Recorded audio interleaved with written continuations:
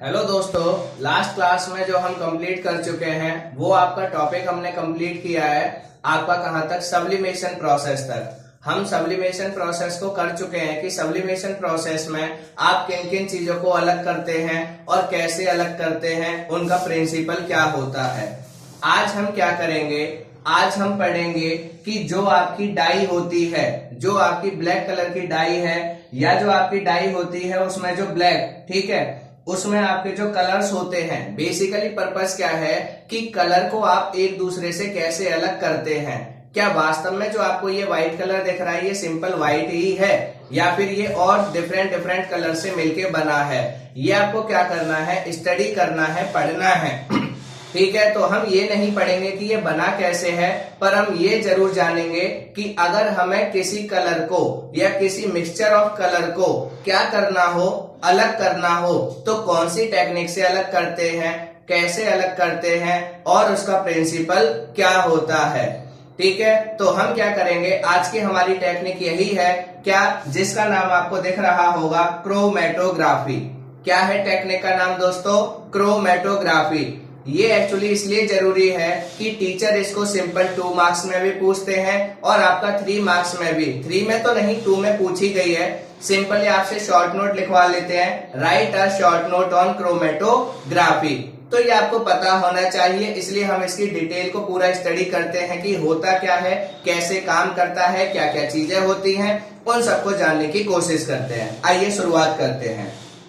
सबसे पहले जो आपकी हेडिंग है, आपकी हेडिंग में तो सिर्फ इतना सा नजर आता है, is the dye in black ink a single colour. आपसे ये पूछा गया है कि जो आपकी डाई है उसमें क्या सिर्फ और सिर्फ काला ही कलर होता है या उसमें वो और भी कलरों से मिलके बनी होती है। तो बेसिकली आपसे ये पूछा गया है और आपसे क्या है कि उसके बाद ये बोला गया है कि वो अगर ब्लैक कलर से मिलके बनी है डाई, तो डाई में से ब्लैक कलर को अलग कीजिए। अगर वो डाई आपके 2-3 कलरों से मिलके बनी है तो उन दोनों तीनों कलरों को डाई में से अलग कीजिए।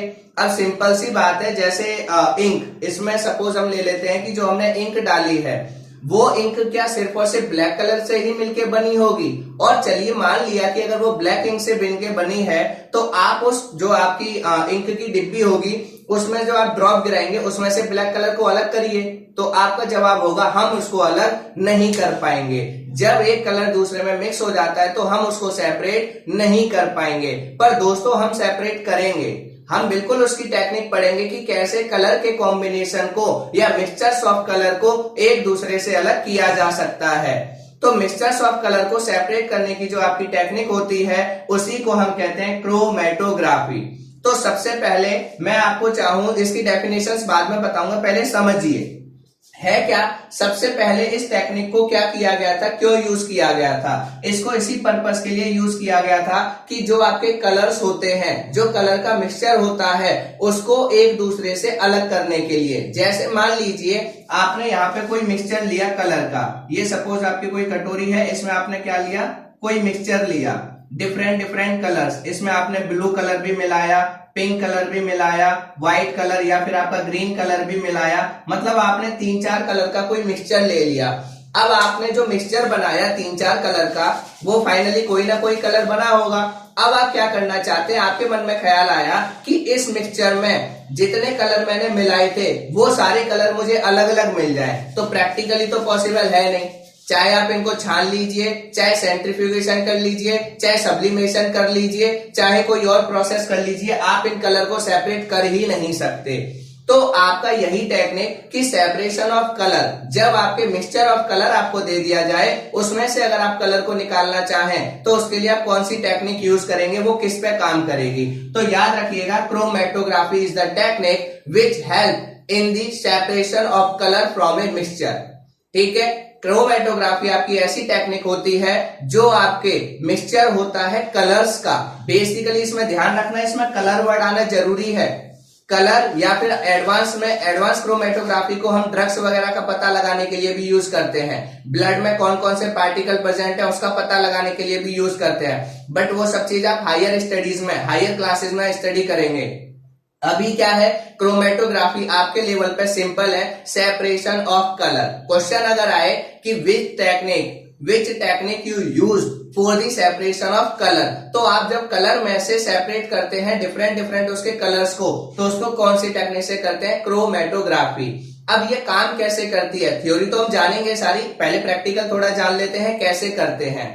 तो आपको लैब में जब टीचर लेके जाएंगे तो आपको सिंपल कराएंगे, किसके साथ? ब्लू और ब्लैक। आपको इंक का मिक्सचर देंगे। जब आप लैब में जाएंगे तो आपको क्या देंगे? सबसे पहले पेपर, ऐसा व्हाइट कलर का पेपर देंगे। आप घर पे चाहे तो नहीं कर सकते, घर पे करने के लिए या तो आपको क्रोमेटोग्राफी पेपर ही चाहिए या फिर एटलीस्ट आपको फिल्टर पेपर चाहिए। आप सिंपल पेपर ले लें जिसपे आप लिखते हैं, उससे ये परफॉर्म नहीं हो पाएगा, रिजल्ट बहुत अच्छे नहीं मिलेंगे। फिर भी अगर किसी को ट्राई करनी है कर सकता है, कोई प्रॉब्लम नहीं है। आप एक बिल्कुल इस शेप का क्या करिए, एक पेपर को टीयर कर लीजिए, फाड़ लीजिए पेपर ऐसा।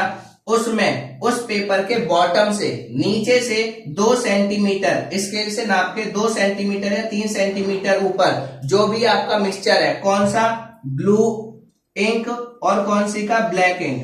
ब्लू और ब्लैक इंक का जो मिक्सचर बनेगा, घर पे भी बना सकते हो, ब्लू कलर और ब्लैक कलर को मिक्स करके मिक्सचर बना लो। आपको पता है वो 2 कलर से मिलके बना है। आपको क्या करना है? 2 सेंटीमीटर या 3 सेंटीमीटर, ये मैंने ये लाइन खींच दी है, आपको नहीं खींचनी, बस ध्यान रखना है। यहाँ पे हल्का सा निशान लगा लेना इधर इधर, ताकि आपको याद रहे कि हाँ मुझे इससे ऊपर ही ऊपर निशान लगाना है। ऐसा क्यों किया अभी बताऊंगा। तो आपने क्या किया? क्रोमेटोग्राफी पेपर लिया। लैब में आपको क्रोमेटोग्राफी पेपर मिलेगा। ये क्या होता है? व्हाइट कलर का थोड़ा मोटा पेपर होता है। सिंपली जो हम यूज करते हैं ये वो पेपर नहीं होता है, इससे थोड़ा मोटा होता है। तो आपने ये क्रोमेटोग्राफी पेपर लिया। क्रोमेटोग्राफी पेपर पे नीचे से 2 सेंटीमीटर या 3 सेंटीमीटर जगह छोड़ के आपने ऊपर निशान लगाया। इस इंक का जो मिक्सचर है इसमें से आपने इंक को लिया, पर यह ध्यान रखना कि इंक का जो निशान लगाओगे वो जितना पतले से पतला लगाओगे उतना ज्यादा अच्छा रिजल्ट आएगा। अगर आपने इसका जितना ज्यादा मोटा स्पॉट बनेगा, जितना ज्यादा आप मोटा निशान लगाओगे उतना ही अच्छा रिजल्ट नहीं मिलेगा, आपका रिजल्ट उतना ही बेकार मिलेगा, आप सेपरेट नहीं कर पाएंगे। तो जितना पतला हो, इसीलिए हम वहां पे सुई इस्तेमाल करते हैं। आपकी नीडल इस्तेमाल कर सकते हैं, सुई वगैरह, जितना पतले से पतला हो। हम क्या करेंगे? उस सॉल्यूशन में ये जो मिक्सचर है इसमें उसको डिप करेंगे और बस ऐसे डिप करके बाहर निकाल लेंगे और इस पेपर पे ऐसा हल्के से टच करके हटा देंगे। बट ये ध्यान रखना कि वो लगे उस पर। ये स्पॉट तो बहुत ज्यादा बड़ा है, आपको इससे भी बहुत बहुत पतला, अगर मैं बात करूं तो कुछ ये जितना मैंने ये आपको शायद देख भी नहीं रहा होगा, इतना पतला आपको स्पॉट लगाना है उस पर। क्लियर हो गया जो काम आपको करना है। अब जो आपने ये लगा लिया निशान, इसके बाद आपको क्या करना है? बीकर लेना है। बीकर के अंदर आप सॉल्यूशन भरेंगे। कायदे से तो ये आपके डिफरेंट सॉल्यूशंस होते हैं, वो आप हायर स्टडीज में करेंगे कि ये बेसिकली बेंजीन और टॉलिन का मिक्सचर होता है। क्या है? बेंजीन और टॉलिन के मिक्सचर को यूज किया जाता है। बट आपके लेवल पे ये सिंपल आपको वाटर से कराई जाएगी। आपको किससे कराएंगे? वाटर से। तो आप क्या करेंगे? एक बीकर में, घर पे भी कर सकते हैं, ग्लास ले सकते हैं। घर पे क्या ले लीजिए? एक कांच का ग्लास ले लीजिए। ये आपका जो पेपर है पेपर ले लीजिए। पेपर पे 2 सेंटीमीटर या 3 सेंटीमीटर नीचे से निशान हटा दीजिए, छोड़ दीजिए। ठीक है, उतनी जगह छोड़ के ऊपर पतले से पतला निशान लगाओ। पतले से पतला निशान लगा के इस पेपर को, ठीक है, क्या करिए? इसमें डालिए। बट जब इस सॉल्यूशन में आप डालेंगे तो ध्यान क्या रखेंगे? पानी कितना भरना है? पानी दोस्तों उतना ही भरना है ताकि वो इस निशान को टच ना कर जाए। मतलब अगर आपने 2 सेंटीमीटर जगह छोड़ी थी तो इसमें 1.5 सेंटीमीटर इतना पानी भरिएगा कि जो 1.5 सेंटीमीटर तक आए। 1.5 या ज्यादा से ज्यादा 2 से ऊपर ना आ जाए। अगर आपने 3 सेंटीमीटर पे निशान लगाया तो 2.5 सेंटीमीटर तक आप पानी भर सकते हैं स्केल से नाप के। क्लियर? क्योंकि अगर ये आपका इसके साथ टच हो गया डिप करते ही तो आपका रिजल्ट नहीं मिलेगा, आपका रिजल्ट बिल्कुल बेकार हो जाएगा। रिजल्ट आपको अच्छा चाहिए तो ये आपका इससे ऊपर, देखिए इसीलिए मैंने ये पानी की ड्रॉप बनाई है, ये आपकी ये पानी बनाया है और इससे ये ऊपर बनाया है यहाँ पे, ये दोनों मिक्स ना हो पाए। अब जैसे ही आप ये काम करेंगे तो पानी क्या करता है? कागज जो है वो पानी को एब्जॉर्ब करता है।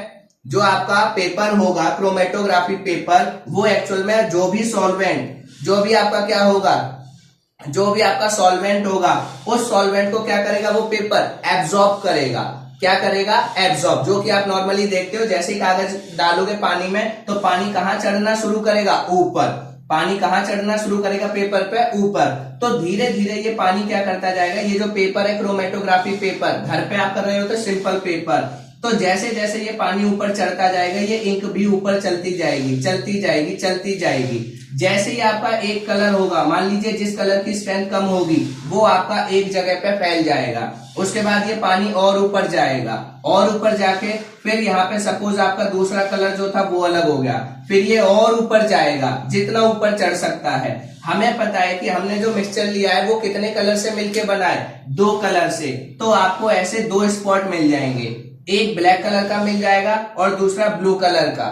क्लियर? तो आपको पता चल गया कि ये जो मैंने मिक्सचर लिया है ये कितने कलर से मिलके बना है, 2 कलर से। इसीलिए क्रोमेटोग्राफी पेपर पे आपको 2 धब्बे मिलेंगे या 2 एरिया मिलेंगे डिफरेंट डिफरेंट कलर के, जिनसे आपको पता चल जाएगा कि ये आपका जो मिक्सचर आपने लिया था ये कितने कलर से मिलके बना था।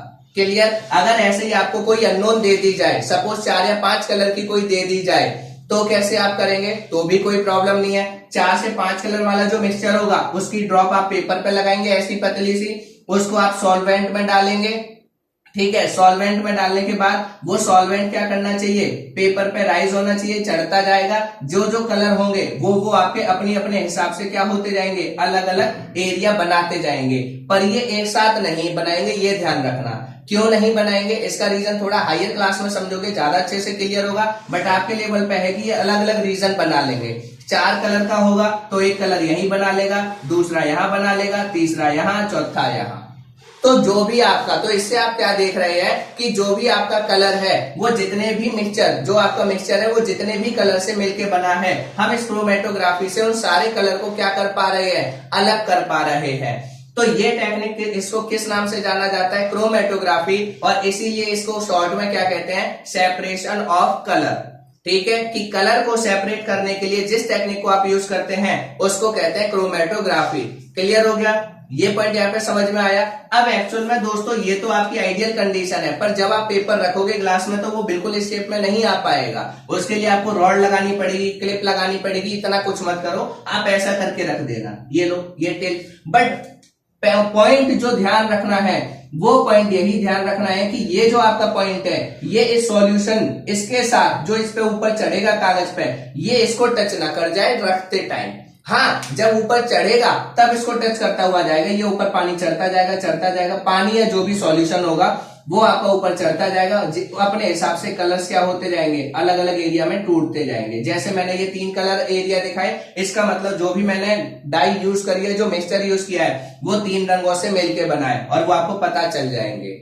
क्लियर? समझ में आ गई बात? तो ये आपकी बेसिक क्या है, क्रोमेटोग्राफी की टेक्निक है जो आपको पता होनी चाहिए और लैब में आप इसको परफॉर्म करेंगे। इसमें कोई प्रॉब्लम नहीं है क्योंकि सिर्फ पानी चाहिए, इंक का मिक्सचर चाहिए, आप इसको घर पे भी कर सकते हैं। अगर क्रोमेटोग्राफी पेपर मिल जाए तो बहुत अच्छे रिजल्ट आएंगे, नहीं तो आप सिंपली घर में ट्राई कीजिएगा। अगर मोटा पेपर हो आपके पास व्हाइट कलर का, ब्लैक कलर वाले पेपर के साथ बिल्कुल यूज ना करें क्योंकि रिजल्ट नहीं मिलेंगे। वो अच्छी क्वालिटी का पेपर नहीं होता, वो रखते ही पानी में गल जाएगा। अच्छी क्वालिटी का क्लासिक वाला या कोई और मोटे जो पेपर हो, और एकदम व्हाइट कलर वाले, लाइनिंग वाले भी नहीं, क्योंकि लाइनिंग वाले वाटर को एब्जॉर्ब करके वो खुद ही फैलना शुरू कर देंगे अपने कलर्स में। ये कुछ प्रॉपर्टी है, इस वजह से मैं क्रोमेटोग्राफी पेपर यूज करता हूं। समझ में आई बात? ऐसा नहीं है कि आप कोई भी पेपर यूज कर लेंगे और हाँ रिजल्ट मिलेंगे, बट सबसे अच्छे रिजल्ट मिलेंगे क्रोमेटोग्राफी पेपर, क्योंकि वो स्पेसिफिक उसी चीज के लिए है। अब इसमें ध्यान क्या रखना है दोस्तों, जो आपके लेवल पे नहीं बताते बट आपको पता होना चाहिए। क्या मैं कोई भी डाई लेके, कोई भी मिक्सचर लेके सिर्फ पानी से कर लूंगा क्या? आंसर होगा नहीं। हमेशा हमें ध्यान रखना है कि ये जो हमारा सॉल्वेंट होगा, ये जो हमारा क्या होगा, सॉल्वेंट, ये सॉल्वेंट ऐसा होना चाहिए जिसमें जो आपने मिक्सचर लिया है वो क्या हो जाए, डिसॉल्व हो जाए, वो उसमें क्या हो, सॉल्यूबल हो। अगर आपका सॉल्वेंट के अंदर जो आपने मिक्सचर लिया है वो सॉल्यूबल नहीं होगा तो आपको क्रोमेटोग्राफी का रिजल्ट नहीं मिलेगा। मान लीजिए आप ऐसी चीजों को ले लें जो वाटर में डिसॉल्व ही नहीं होती है, डिसोल्यूशन प्रॉपर्टी दिखाती ही नहीं है, तो क्या वो क्रोमेटोग्राफी रिप्रेजेंट करेंगी? आंसर नो, बिल्कुल नहीं। क्रोमेटोग्राफी में ये ध्यान रखिएगा, जैसे मैंने बोला बेंजीन और टॉलिन का मिक्सचर होता है। अब हर जगह बेंजीन टॉलिन यूज नहीं करूंगा, उसके साथ कौन से कलर या कौन सी चीजें सेपरेट होती हैं ये आपको पता होना चाहिए। बट आप जब ब्लू और ब्लैक इंक के मिक्सचर को अलग करेंगे तो आप वाटर के साथ कर सकते हैं, और मैं उम्मीद करूंगा कि आप इसे घर पे ट्राई करें। ये बहुत ईजी है, बहुत मजा आएगा। करिएगा। बट क्रोमेटोग्राफी पेपर हो तो बहुत अच्छा है, नहीं हो तो कोई भी मोटा व्हाइट कलर का पेपर, बिल्कुल व्हाइट, उसके साथ ही एक्सपेरिमेंट करके ट्राई कीजिएगा, मजा आएगा, आपको रिजल्ट्स मिलेंगे। ठीक है, एक दो बार गलती होगी बट अच्छे से करोगे, थोड़ा मोटा पेपर और होगा तो और अच्छे रिजल्ट्स आएंगे। अब उसमें ये मत करना दो पेपर को चिपका दो, हाँ चिपकाने से, बट वो इस तरीके से चिपकाना फिर कि उनमें वो बिल्कुल गैप ना रहे, पानी दोनों में बराबर सेम रेशियो में चढ़े, सेम एब्जॉर्ब करें, सारी चीज इनका ध्यान रखना पड़ेगा। ऐसा नहीं कि एक में तो पानी चढ़ रहा है एक सूखा पड़ा है, तो अगर आपने उनको स्टिक किया है तो आउटकम नहीं आएगा।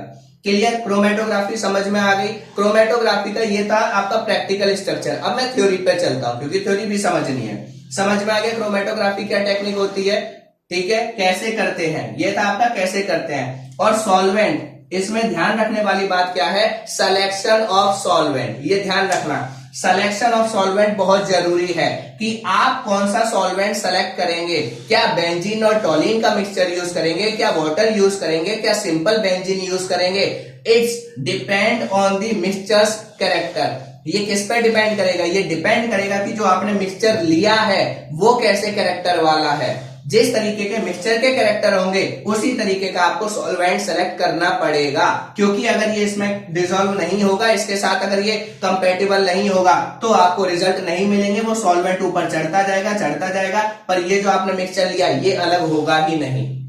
ठीक है, इसलिए सिलेक्शन ऑफ सॉल्वेंट, ये क्वेश्चन जरूर ध्यान रखना, ये अच्छा क्वेश्चन है। Selection of solvent depends on the character of the mixture. जो आपके सॉल्वेंट का सिलेक्शन है कि बेंजीन होगा, टोलिन होगा, बेंजीन टोलिन होगा या फिर वाटर होगा या क्या होगा, ये डिपेंड करेगा कि मिक्सचर के कैरेक्टर क्या है जो आपने लिया है। कौन से के अंदर वो सॉल्विंग प्रॉपर्टी दिखाता है, कौन से में वो डिसॉल्विंग प्रॉपर्टी दिखाता है, ये पॉइंट आपको पता होना चाहिए, ये सबसे जरूरी है। मैंने यहाँ वाटर यूज किया है, हर केस में वाटर से रिजल्ट नहीं आएगा, हर केस में बेंजीन से नहीं आएगा, हर केस में टोलिन से नहीं आएगा, रिजल्ट आपके अलग अलग बदल जाएंगे। किसके अकॉर्डिंग, जो आप मिक्सचर लेंगे उसके अकॉर्डिंग। तो ये बस अकेला पॉइंट याद रखना, ये सबसे जबरदस्त क्वेश्चन है इस हेडिंग का। ठीक है, अब चलते हैं क्रोमेटोग्राफी क्या होती है, डेफिनेशन क्या है, एप्लीकेशन क्या है, वो छोटी छोटी चीजें। ये बेसिक कंसेप्ट है जो आपको पता होना चाहिए और मैं उम्मीद करूंगा ये आप डायग्राम में बना लें। इसका नाम फिर से रिपीट कर रहा हूं, क्रोमेटोग्राफी पेपर। ये क्या है आपका सॉल्वेंट। सॉल्वेंट के कैरेक्टर के, कौन सा सॉल्वेंट यूज करेंगे ये किस पे डिपेंड करता है, ये डिपेंड करता है कैरेक्टर ऑफ द मिक्सचर, कि आपने कौन से मिक्सचर को अलग करना चाह रहे हैं, ये उस पर डिपेंड करेगा। क्लियर हो गया, इस तरीके से ये होता है। अब इसकी थ्योरी को पढ़ लीजिए। ठीक है, थ्योरी पे चलते हैं, क्या होता है। सबसे पहले, वैसे तो एनसीईआरटी में मेंशन है कि क्रोमेटोग्राफी क्या होती है, तो डेफिनेशन लिख देता हूं। क्रोमेटोग्राफी क्या है आपकी, इस टेक्निक को कहां यूज करते हैं। Chromatography is technique which is used for the separation of individual component from mixture, separation of individual components from mixture। अब ये तो हुई आपकी बिल्कुल डेफिनेशन। इसमें आपका क्या मीनिंग निकल रहा है, इसमें आप क्या करते हैं कि जो आपका मिक्सचर होता है उसमें से इंडिविजुअल कंपोनेंट अलग करते हैं। बट कई दोस्तों को ये याद नहीं रखनी, उनको क्या याद रखनी है, सिंपल मैं बता रहा हूं। एक ये वाली भी लिख लीजिए, ये अच्छी डेफिनेशन है। इसको कहाँ यूज करते हैं, जैसे ब्लड में है, ब्लड में आपने किसी ने नशा किया है, किसी ने ड्रग्स वगैरह कंज्यूम करी है, तो हम क्या करते हैं, ब्लड टेस्ट करते हैं, पता चल जाता है ना इसने कौन सा ड्रग लिया था। सीआईडी वगैरह देखी होगी तो पता होगा कि टेस्ट करते हैं, अरे इसने खाने से पहले ये वाली चीज खाई थी, ये नशा किया था, ये वाली चीज। कैसे पता चलता है, क्रोमेटोग्राफी। हाँ, वो अलग बात है कि वो हाई लेवल की होती है। यूरिन से भी पता चलता है आपका, कि पेशाब से भी पता चलता है, सैंपल से इसने कौन सी ड्रग्स लिया, कितनी क्वांटिटी में लिया, क्या लिया है, वो भी क्रोमेटोग्राफी से आप आइडेंटिफाई करते हैं। डोपिंग टेस्ट, एथलेटिक्स वगैरह में सुने होंगे, ओलंपिक वगैरह में कि डोपिंग टेस्ट होता है, इसने कहीं ये वाली दवाई तो नहीं ले ली, ये सब चीज है क्रोमेटोग्राफी। तो वहां पे इसीलिए मैंने ये इंडिविजुअल कंपोनेंट फ्रॉम मिक्सचर लिखा है। बट आप, क्योंकि आप 9th में है, तो आप डेफिनेशन क्या लिखेंगे वो भी लिखिए। ठीक है, लिख लिया। सेपरेशन ऑफ, आप क्या लिखेंगे, separation of colours from mixtures. आपको ये लिखनी है कि जब आप क्या करते हो कि जो मिक्सचर्स होता है, ठीक है, जो आपका कलर का मिक्सचर्स होता है ठीक है, कलर्स फ्रॉम मिक्सचर, कि जब भी आप क्या करते हो कलर्स को मिक्सचर से अलग करते हो, हमेशा कौन सा वर्ड, कौन सी टेक्निक यूज होगी, क्रोमेटोग्राफी। क्लियर? तो जहां भी, क्योंकि ये जो क्रोमा वर्ड है ना, ये इसका मतलब ही होता है कलर। ठीक है, तो आपकी सेपरेशन ऑफ कलर, अगर 3 अक्षरों में लिखना है तो 3 अक्षरों में लिख लीजिए, separation of colour is known as chromatography. खत्म, इससे आसान नहीं। क्या? Separation of colour, separation of colour, ये आपकी डेफिनेशन है। इससे छोटी डेफिनेशन मेरे पास नहीं है दोस्तों, ये सबसे छोटी है। Separation of colour is known as chromatography. कहानी खत्म। क्रोमेटोग्राफी क्या है? कलर को सेपरेट करने की टेक्निक को क्रोमेटोग्राफी कहते हैं। अब इसका रीजन, इसका नाम क्रोमेटोग्राफी क्यों पड़ा? क्योंकि सबसे पहले इस टेक्निक को कलर को अलग करने के लिए यूज किया गया। सबसे पहले इस टेक्निक को किसको अलग करने के लिए यूज किया गया? कलर को। इसीलिए इसका नाम क्या पड़ गया दोस्तों? क्रोमेटोग्राफी। तो आपको यह भी पता चल गया इसकी डेफिनेशन क्या है। डेफिनेशन सिंपल है, सेपरेशन ऑफ कलर। ठीक है, बाकी पूरी लिखनी है। Chromatography is technique which is use for the separation of colour from mixtures, या आप डाई भी लिख सकते हो, जो आपको लिखना हो। समझ में आ गया कि बेसिकली कलर को जब हम अलग करते हैं कलर के मिक्सचर्स में से, तो उसको हम क्या कहते हैं? क्रोमेटोग्राफी टेक्निक कहते हैं। अब आते हैं इसकी किस पे? एप्लीकेशन। ठीक है, इसका प्रिंसिपल आपको नहीं दे रखा, बट फिर भी अगर प्रिंसिपल समझना चाहते हो तो प्रिंसिपल इसका क्या है कि जो आप क्रोमेटोग्राफी पेपर लेते हैं उसमें जो आपने सॉल्वेंट लिया है, तो सॉल्वेंट क्या करता है? धीरे धीरे राइज करता है। सॉल्वेंट ऊपर ऊपर चढ़ता है धीरे धीरे, और जैसे जैसे वो ऊपर चढ़ेगा, जिसकी डिसॉल्विंग प्रॉपर्टी जिस पॉइंट पे खत्म हो जाएंगी, वो वहीं पे अपना निशान छोड़ देगा, क्योंकि वो उससे ज्यादा उसके अंदर और ज्यादा नहीं घुल सकता। तो वहां अलग हो जाएगा, कुछ उससे और अलग होंगे, कुछ उससे और अलग होंगे, इस तरीके से। तो ये इसका प्रिंसिपल है जो आपकी किताब में नहीं है, फिर भी अगर किसी को समझना था तो बता दिया मैंने कि आपके जो मिक्सचर्स में डिफरेंट डिफरेंट कलर्स होते हैं, उनकी क्या होती है? डिसॉल्विंग पॉइंट अलग अलग होते हैं, इसीलिए वो क्या होते हैं? अलग अलग पॉइंट पे अलग अलग कलर छोड़ जाते हैं। इसके बाद आपकी लास्ट क्या? एप्लीकेशन। बस एप्लीकेशन और कर लीजिए, प्रिंसिपल एनसीईआरटी में नहीं है, पर फिर भी मैंने आपको बता दिया है। क्या? कि आपके जो मिक्सचर्स में इंडिविजुअल कलर्स होते हैं, उनकी क्या होती है? आपकी उनका डिसॉल्विंग पॉइंट अलग अलग होता है। तो जो पॉइंट जो सबसे पहले घुल जाता है वो सबसे पहले निशान, उसके बाद जो और ज्यादा घुल सकता है वो उससे ऊपर, और ज्यादा घुल सकता है वो और ऊपर। इस तरीके से जितने कलर से वो मिलकर बनी होती है उतने ही कलर्स में ब्रेक डाउन हो जाती है। अब चलते हैं लास्ट, एप्लीकेशन। ठीक है, आपने ये डेफिनेशन भी कर ली, आपने इसका प्रैक्टिकल की कैसे करेंगे, लैब के अंदर क्या करना है, कौन सा पेपर यूज करना है, वो भी आपने सीख लिया। लास्ट है आपका एप्लीकेशंस। एप्लीकेशंस क्या है आपकी दोस्तों? एप्लीकेशंस में है आपका सबसे पहला कहाँ यूज होता है? सबसे पहला ये यूज होता है कि जो आपके नेचुरल, जो आपके क्या होते हैं, आप इसको लिख सकते हैं सेपरेशन ऑफ कलर या separation of colour from dye. पहले ये लिखिए, separation of colour from dye. Dye में से क्या करने के लिए? कलर को अलग करने के लिए आप किसको यूज करते हैं? सबसे पहले क्रोमेटोग्राफी टेक्निक को यूज करते हैं। उसके बाद कि जो आपके पिगमेंट्स होते हैं नेचुरल कलर, ठीक है, जो आपके क्या होते हैं? पिगमेंट्स होते हैं नेचुरल कलर के, तो उन पिगमेंट्स को अलग करने के लिए separation of pigments from natural colour. जो आपके नेचुरल कलर होते हैं उनमें से भी पिगमेंट को सेपरेट करने के लिए। और तीसरा आपको कहाँ यूज करते हैं इसको? तीसरा है आपका ड्रग्स फ्रॉम ब्लड। ठीक है, कहाँ यूज करते हैं? Drugs from blood.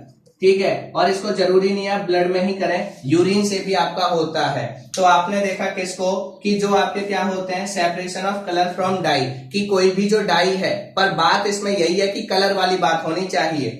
ठीक है, नहीं तो ऐसे तो ये भी है चीजें, और भी इसमें बहुत कुछ है, बट वो आप क्रोमेटोग्राफी की फर्दर टेक्निक्स हायर स्टडीज में पढ़ेंगे जब आप केमिस्ट्री ऑनर्स या जो भी आप करेंगे।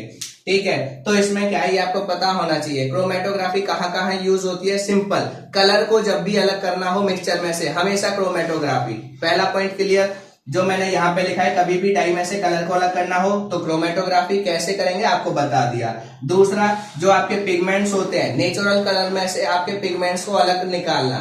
जैसे आपने पत्ती को देखा, उसका अपना एक कलर है, फूल को जो भी देखा उसके अपने कलर हैं, तो वो जो नेचुरल पिगमेंट्स होते हैं उनमें से कलर्स को सेपरेट करना, ठीक है, उन नेचुरल कलर में से पिगमेंट्स को सेपरेट करना, ये भी किसके द्वारा, क्रोमेटो। और ये तीसरा बहुत जबरदस्त जो मैं आपको पहले ही बता चुका हूं कि जो आपका ब्लड होता है, ब्लड में से ड्रग्स वगैरह पता करना कि किसी ने कितनी ड्रग्स ली है, जैसे मर जाते हैं तो उसकी जो टेस्टिंग होती है या वैसे ही हमें पता करना होता है, तो ब्लड का सैंपल लेते हैं, पता चल जाता है इसने इतनी ड्रग्स ये ली है, यूरिन से भी पता चल जाता है। तो ये सब जो आप पता करते हैं ये भी आपका किससे पता चलता है, क्रोमेटोग्राफी टेक्निक। तो इन्हीं से क्वेश्चन बना के पूछ लेता है। क्वेश्चन क्या पूछ लेगा, which technique use for the separation of या identification of drugs from blood, answer chromatography.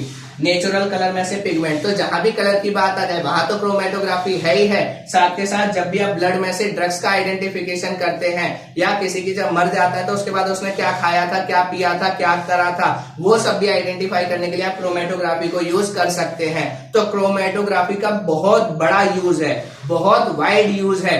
आप जितना ज्यादा इसको सीखेंगे उतना ज्यादा, बट आपके लेवल पे सिर्फ ये इतना ही है, तो आपको इतना ही सीखना है, ठीक है।